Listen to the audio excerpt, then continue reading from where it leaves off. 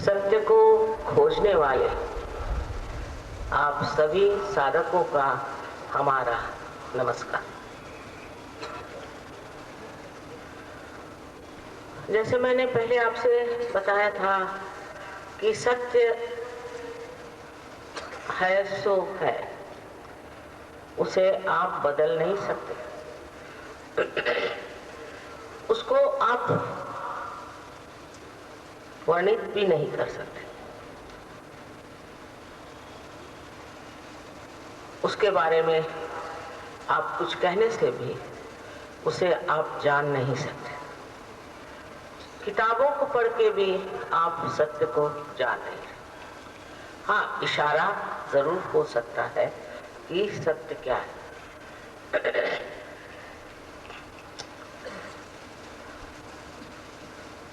सबसे पहले हमें ये जान लेना चाहिए कि कोई सी भी बात अपनाने से पहले उसका पहले पूरी तरह से प्रतीत करना चाहिए, उसका अनुभव लेना चाहिए। उसको बगैर जाने अगर आप सिर्फ आंख मूंद के उसमें उतर आए तो वो भी बेकार है, और उसको अंधे जैसे आप गलत सलत कुछ कहते रहे तो भी वो व्यर्थ है। आज की हमारी परिस्थिति आप देख रहे हैं कि घोर कलयुग है, और इस घोर कलयुग में हर मनुष्य को, हर मानव को किसी न किसी तरह की विवंचना है, तकलीफ है, परेशानियां हैं, चाहे वो शारीरिक हो, चाहे वो मानसिक हो, चाहे वो बौद्धिक हो। इन सब परेशानियों के लिए आपको परमात्मा ने इस सृष्टि में जन्म नहीं दिया, क्योंकि हर तरह की गरीबी, अज्ञान और दुष्टता, इन सब के बीच आज हम बिल्कुल पिसे जा रहे हैं। कुछ लोग हैं जो बहुत अच्छे हैं, धार्मिक हैं और सत्यवादी हैं, वो तो और ही ज्यादा त्राही त्राही होते, और भी ज्यादा सताए जाए। ये सबकी यातनाएं देख करके ये सिद्ध होता है कि इतना घोर कलियुग संसार में आया है। भ्रष्टाचार जरूरत से ज्यादा हर जगह आपको दिखाई देता है, और इसके खिलाफ जो आवाज उठाएगा उसके पीछे लोग लग जाते हैं, उसको परेशान करते हैं। इस भ्रष्टाचार से पीड़ित हमारा आज समाज न जाने किस अधोगति को जा रहा। अब कोई कहेगा कि इसमें हम जो पैसे की लालच में पैसों के पीछे भागते हैं, जो हमारे अंदर पैसों ही के संस्कार आ गए हैं, उससे ये खराबी आई है, ऐसा सोचना भी गलत है। इसके अलावा बहुत से और कारण हैं जिसके कारण आज हम इतने संतप्त, इस कदर दुखी और इस कदर परेशान। समझने की कोशिश ये करनी चाहिए कि ये सब हमें क्यों देखना पड़ा। ये नियति का एक समय है, नियति ने एक समय ये आपके लिए बनाया, इसलिए बनाया कि इस विक्षिप्त दशा में, इस भ्रांतिमय दशा में आप सोचें कि इससे निकलने का कोई मार्ग है या नहीं। जब आप इस बात को सोचने लगते हैं और खोजने लगते हैं कि ये मार्ग कौन सा है, तब आप देखते हैं कि आप एक साधक हो जाते हैं जो सत्य को खोज रहे हैं। ये साधक की जो एक लगन है, वो लगन ही आज बहुत आवश्यक है। उसको अगर शुद्ध इच्छा हो कि हाँ मैं इसको ढूंढ के ही छोड़ूंगा, तो वो नम्रता पूर्वक इस चीज को खोजता है और बहुत गलत जगह फंस जाता है। आजकल आप जानते हैं कि हर तरह के लोग पैसा इकट्ठा करने के लिए धर्म के नाम पे, भगवान के नाम पे और अनेक तरह के चीजों के नाम पर पैसा कमा रहे हैं। और जिन लोगों के पास पैसा है वो इसमें लुट रहे हैं, और जिनके पास नहीं है वो भी इसमें बेवकूफ बन रहे हैं। उसका दोष हमें देना चाहिए इस कलयुग को, क्योंकि जब आदमी घबरा जाता है तो किसी न किसी गलत रास्ते पे जा सकता है, पर इसका सही रास्ता क्या है उसे देख लेना चाहिए। अब हम भी आपसे जो कुछ बातें करने वाले हैं उसमें आपको अंधे दृष्टि से विश्वास नहीं करना चाहिए, वो भी बेकार चीज है। आपको चाहिए कि आप इसका अनुभव लें, और इस अनुभव को अगर आपने सिद्ध किया और जान लिया, तब अगर आप इसे न माने तो आप भी एक बेईमानी के शिकार हैं। अपने साथ तो कम से कम हमें ईमानदारी करनी चाहिए।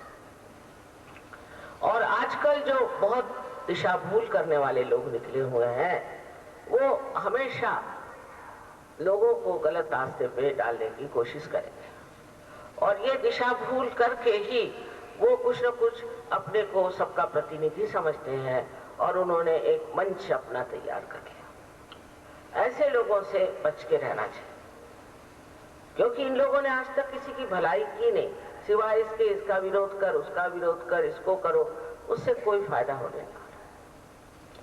फायदा तो तब होगा कि इसका साक्षात्कार हो, आप इसे प्राप्त करें, इस सत्य को आप अपने उंगलियों पर जाने, अपने सेंट्रल नर्वस सिस्टम पे जाने, तभी ये बोध होगा जिससे बुद्ध बने थे, और तभी इसे विद जिससे वेद बने। सिर्फ ज़बानी जमा खर्च और बेकार की बातों से ये कार्य नहीं होना। इस महाराष्ट्र में अनेक संत साधु हो, अनेक दृष्टा हो गए, यहाँ तक कि रविंद्र बाबू जैसे महान कवि ने महाराष्ट्र की महती गाई। इस महाराष्ट्र में ऐसी भूमि में कोई विशेषता है। अब कोई कहेगा कि आपका ये इसमें क्यों विश्वास है महाअष्टविनायक, या आप क्यों कहती हैं कि यहाँ पे 3 देवियों का स्थान है। मैं तो कहती 4 देवियों का स्थान। ये सत्य है कि झूठ है, ये हम कैसे माने? पहले आप अपने बारे में तो जान लो, पहले आप अपने को तो समझ लो कि आप क्या हैं। जब तक आप में आत्म साक्षात्कार नहीं होता है, आप नहीं जान सकते हैं कि ये देवी देवताएं क्या है, श्री गणेश क्या है।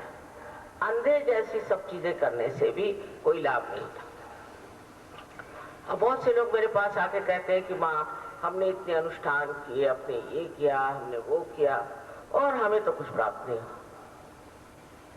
जब आपका कुछ योग ही नहीं घटित हुआ, जब आपका कनेक्शन ही नहीं है, तो आप कर क्या रहे? इस तरह आप टेलीफोन करें तो कम से कम कनेक्शन तो होने चाहिए। ये सारे अनुष्ठान कर करके आपने जो एक दिमागी बातचीत अपने दिमाग में ले ली कि मैंने बहुत कर्म अच्छे करे हैं और अभी मुझे मोक्ष मिलना चाहिए, मिलना तो चाहिए, लेकिन उसका मार्ग ये कर्म कांड करना नहीं। उसका मार्ग हमारे अंदर परमात्मा ने बनाया हुआ, और उसके बारे में अभी आपको बताया गया कि हमारे अंदर ऐसे ऐसे चक्र हैं, और इन चक्रों के अंदर से जो शक्ति बहती है उसी से हम लोग अपना शारीरिक, मानसिक और बौद्धिक बल पाते हैं। लेकिन थोड़े दिनों में ये शक्ति क्षीण हो जाती है, और जब ये शक्ति क्षीण हो जाती है तो 2-3 तरह की बातें हमारे अंदर आ जाती हैं। पहली तो बात यह है कि हम शारीरिक पीड़ा से त्रसित हो जाते हैं। दूसरी बात यह है कि हम मानसिक पीड़ा से भी त्रसित हो सकते हैं। इसके अलावा हमारा बौद्धिक जो कुछ भी कार्य है वो भी इससे बहुत ज्यादा एक ऐसे गर्त में पड़ सकता है कि कभी तो हम एक बात कहते हैं, कभी दूसरी बात कहते हैं, कुछ समझ में नहीं आता क्या। इस कलयुग की सबसे ज्यादा अगर आप किमया देखना चाहें तो अमेरिका में दिखाई देते हैं।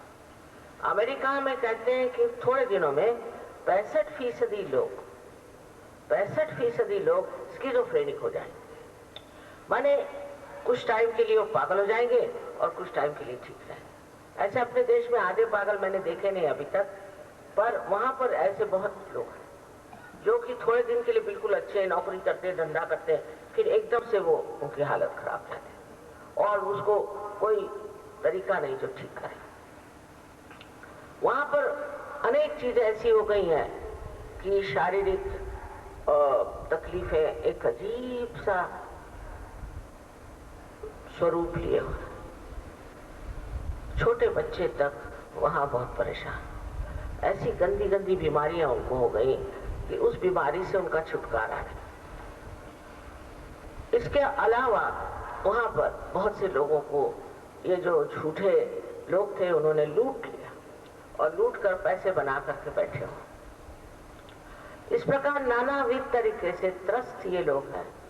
और हम लोग तो सोचते हैं कि अमेरिका कोई बड़ी भारी जगह है जहां पर के पता नहीं लोग क्या आनंद के सागर में बैठे, बड़े दुखी लोग, क्योंकि जो लोग बाहर जाते ही नहीं, जिन्होंने कुछ देखा ही नहीं, उनको ऐसी ऐसी गलतफहमियां होती हैं। इस गलतफहमी से छुट्टी पाने का एक ही मार्ग है कि आप सत्य को जाने, यथार्थ को जाने, रियलिटी को जाने। अब उसका जानने का मार्ग क्या परमात्मा ने हमारे अंदर बनाया नहीं होगा? ऐसा सोच लेना भी एक बड़ी गलती है। परमात्मा ने हमारे अंदर कुंडलिनी की शक्ति बनाई और वो कुंडलिनी की शक्ति जब जागृत होती है तो वो 6 चक्रों में से गुजर करके और ब्रह्मरंध्र को छेदते हुए चारों ओर छाई हुई इस परम चैतन्य की सृष्टि में एकाकारिता प्राप्त करते हैं। यह सत्य बात है, लेकिन मैं कह रही हूं इसलिए नहीं, आपको इसका अनुभव आना चाहिए और ये बहुत आवश्यक जरूरी चीज है कि आप इसका अनुभव प्राप्त करें, क्योंकि उसी से आपकी जो तकलीफें हैं दूर हो जाएंगी, आपका अज्ञान दूर हो जाएगा और आप सबल हो जाएंगे, समर्थ हो जाएंगे, क्योंकि आपके अंदर ये शक्ति प्रवाहित है।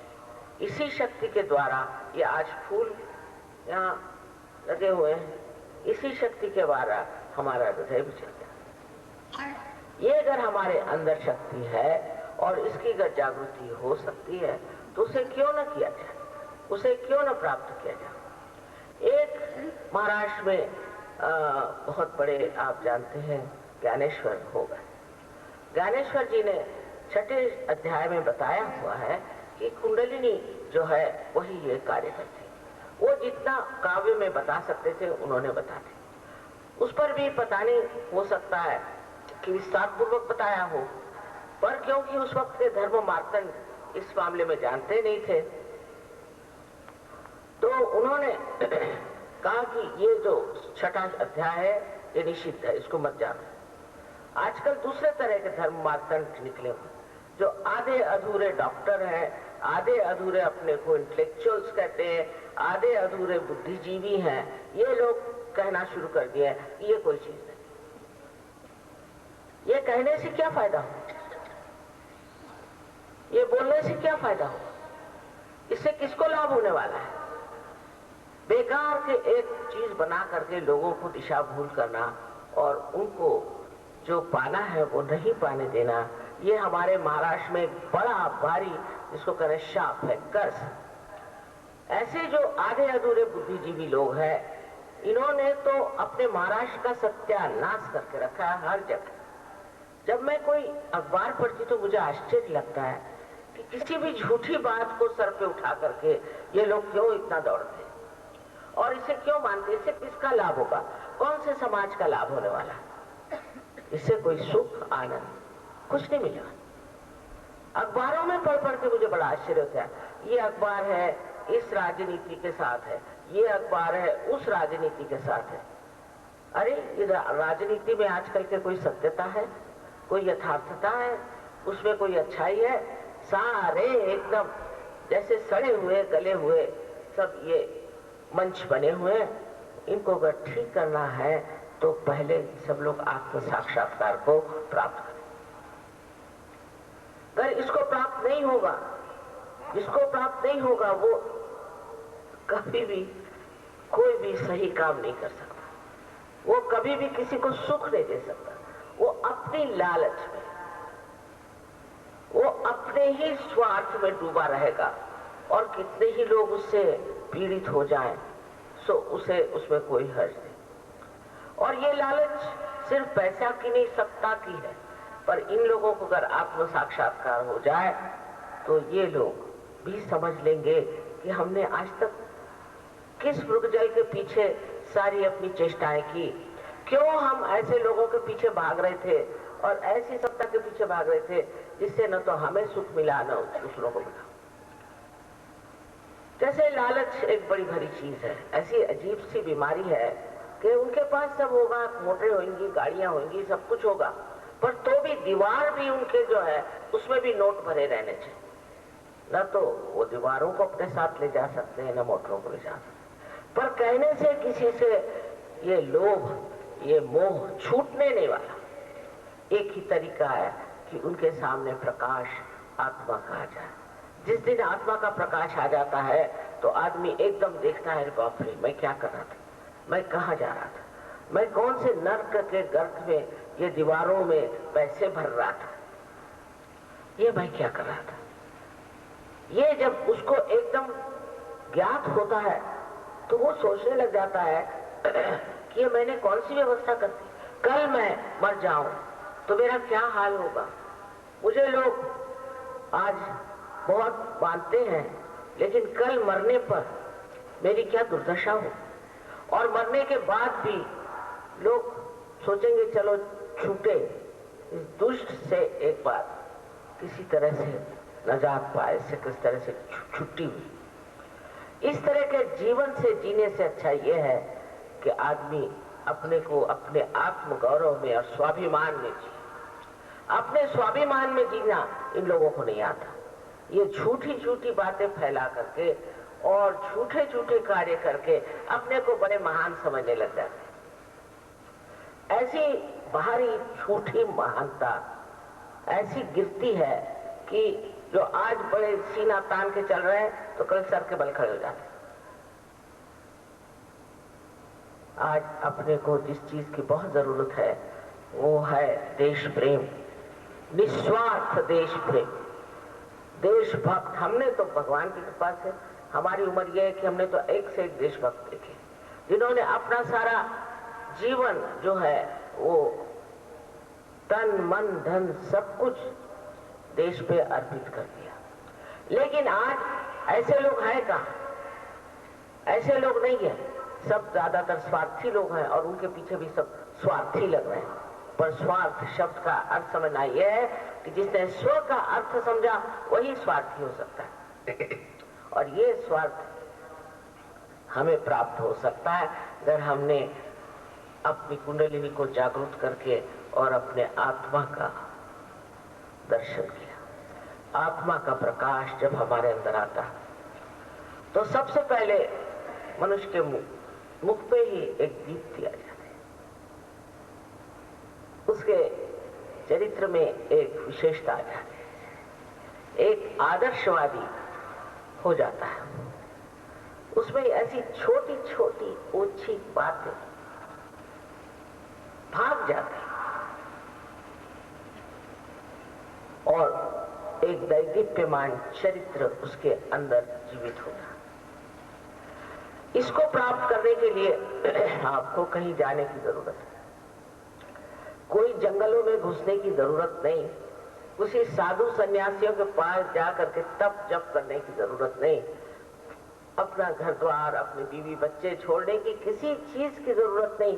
ये सब आप ही के अंदर चीज है जिसकी जागृति होनी चाहिए, जिसकी जागृति होते ही आप इसे प्राप्त होते हैं। लेकिन आप क्यों ऐसे लोगों पे विश्वास करते हैं जो आपसे कहते हैं कि जागृति मत लो? ऐसे लोग तो समाज कंटक हैं, जो कि कोई धंधा और बचा नहीं, तो इस तरह की बातें करते हैं कि आप अपनी जागृति मत लो, आप अपनी संपत्ति मत लो, आप अपना गौरव प्राप्त करो। मनुष्य इतना गौरवशाली, उसको परमात्मा ने मनुष्य बनाया, वो इसलिए नहीं कि ऐसे गंदे लोगों की, ऐसे महामूर्ख लोगों की वो गुलामी करे। उसने बनाया है कि वो अपने गौरव में खड़ा हो जाए, अपनी शान में खड़ा होकर के देखे कि मैं क्या चीज हूं, और उसकी पूर्ण व्यवस्था हर एक मनुष्य के अंदर है। अगर मैं कह रही हूं तो इससे मुझे कोई लेना देना नहीं, मुझे आपसे कुछ लेना देना नहीं। अगर कुछ है तो देना ही है, और देना ये ज्ञान है कि आप कितने महान हैं, आपके अंदर ये शक्ति कार्यान्वित हो और इसे आप प्राप्त करें। और प्राप्त करने के बाद जैसे कोई बीज अपने आप ही इस माँ की कृपा से जागृत हो जाता है, तो उसके अंकुरित एक छोटे से अंकुर से ही आगे बड़ा वृक्ष हो सकता है। आप भी ऐसे बड़े बड़े वृक्ष हो सकते हैं। खासकर इस पूना को आप जानते हैं कि शास्त्रों में पुण्य पटनम कहते हैं। इस शास्त्रों में पुण्य पटनम कहा जाता है, पर ऐसे कुछ दिखाई नहीं देता यहाँ कोई पुण्य बटोर रहा है, या तो जो देखते वही पैसा ही बटोर रहा है। पुण्य बटोरने के लिए भी आपको ज्ञान और आत्मा का प्रकाश चाहिए। उसके बगैर आप यही नहीं जानेंगे कि पुण्य क्या है और पुण्य क्या है। और उसके लिए सारी व्यवस्था मैंने आपसे की है, आपके अंदर परमात्मा ने की हुई है। आपको उसके लिए कुछ करना नहीं, खास सिर्फ कुंडलिनी की जागृति के बाद आपको उसको सिंचित रखना चाहिए, उस वृक्ष को बढ़ाना चाहिए, और ऐसे वृक्ष होने चाहिए कि जो और भी वृक्षों को तैयार करें और भी लोगों को अपने छत्र छाया में रखें।